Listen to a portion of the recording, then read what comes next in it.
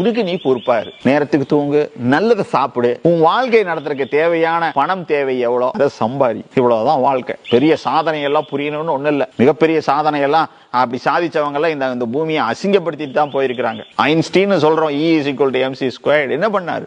2 பாம்பை கொடுத்துருக்காரு. Fat Man, Little Boy. Hiroshima, நாகாசாக்கிக்கு பாம போட்டிருக்காரு. இப்படி ஒரு அணு ஆயுதம் இவர்களுக்கு தேவையா? இந்த விஞ்ஞானம் இவர்களுக்கு என்னத்தை கற்றுக் கொடுத்துள்ளது? 5000 வருடத்தில் 12000 போர்கள்.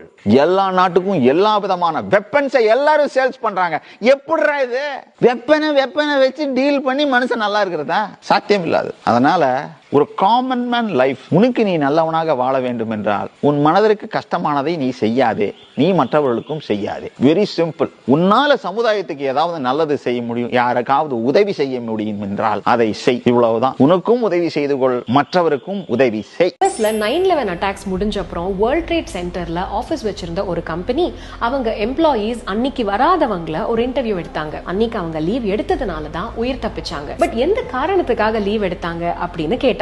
அந்த கம்பெனியோட டைரக்டரோட சின்ன பையன் அன்னைக்கு ஸ்கூலுக்கு போக மாட்டேன்னு அழுததுனால அவரு லீவ் எடுத்துட்டு அந்த குழந்தைய ஸ்கூலுக்கு கூட்டிட்டு போயிருக்காரு. அதனால அவர் உயிர் தப்பிச்சார். இன்னொருத்தவங்களுக்கு கரெக்டா அன்னைக்கு டாக்ஸி கிடைக்கல. இன்னொருத்தவங்க என்னடானா அன்னைக்குன்னு பார்த்து பஸ்ஸை மிஸ் பண்ணிருக்காங்க. ஒரு யங்ஸ்டர் அவரோட ஆபீஸ் நோக்கி நடந்து வந்துகிட்டே இருக்கும்போது அன்னைக்குன்னு பார்த்து ஒரு புது ஷூ போட்டுட்டு இருந்திருக்காரு. அந்த ஷூ அவர் காலை கடிக்கவே பக்கத்துல இருக்கிற ஒரு பார்மசியில நின்னு பேண்டேட் வாங்கி போட்டுட்டு இருந்தாரு.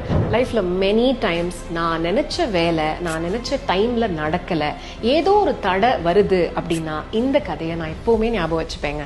When you believe that you're always at the right place at the perfect time, நிச்சயமா ஒரு விஷயம் டிலே ஆச்சு அப்படின்னாலும் it is always for your best.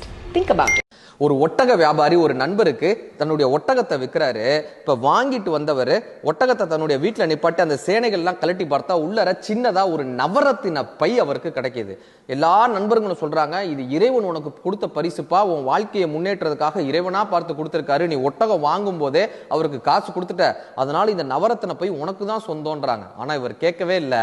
நான் யாரிடம் வாங்கினேனோ அவரிடம் தான் சென்று மீண்டும் இதை கொடுப்பேன் என்று சொல்லி அந்த ஒட்டக வியாபாரியை தேடி கண்டுபிடித்து அவரிடம் சென்று இந்த சிறிய நவரத்தின பையை அவர்கிட்ட ஒப்படைக்கிறார். இப்போ ஒரு கண்ணீர் மல்க சொல்றாங்க, நான் என் பொண்ணுக்கு திருமணம் பேசி வச்சிருந்தேன், அந்த திருமணத்துக்காகத்தான் நான் என்னுடைய ஒட்டகத்தையே விற்றேன். இந்த நவரத்தினங்கள்லாம் வச்சுதான் அவளுக்கு திருமணம் பண்ணணும்னு நான் முடிவு எடுத்திருந்தேன். ஆனா இந்த நவரத்தின போய் தொலைஞ்ச உடனே இந்த திருமணமே நிற்கக்கூடிய தருவாயில இருந்தது.